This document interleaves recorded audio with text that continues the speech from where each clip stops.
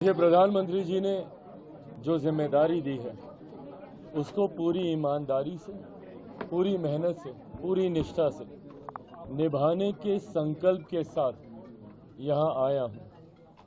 Food processing की एक बड़ी जिम्मेदारी है और मैं मानता हूँ कि आने वाला समय फूड प्रोसेसिंग का ही है।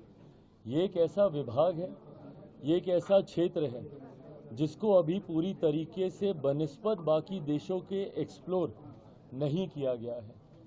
स्कोप हद से ज़्यादा है।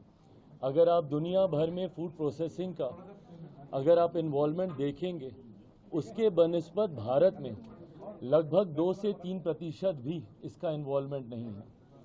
आने वाले समय में जहां इसमें स्कोप बहुत ज़्यादा है, वहीं ये एक ऐसा विभाग है जो सीधा किसानों को मदद पहुंचाने का काम करेगा, जो किसानों की आय को बढ़ाने का काम करेगा, जिस लक्ष्य के साथ हमारी केंद्र की सरकार आगे बढ़ने का प्रयास कर रही है। कृषि प्रधान देश है हमारा, और ऐसे में मेरा खुद का विजन, जिसमें मैंने हमेशा इस बात का जिक्र किया है कि ज़्यादा से ज़्यादा प्रोसेसिंग यूनिट्स होने चाहिए ताकि किसानों को उनके उत्पादन का उचित दाम मिल सके, उनके आय में वृद्धि हो सके।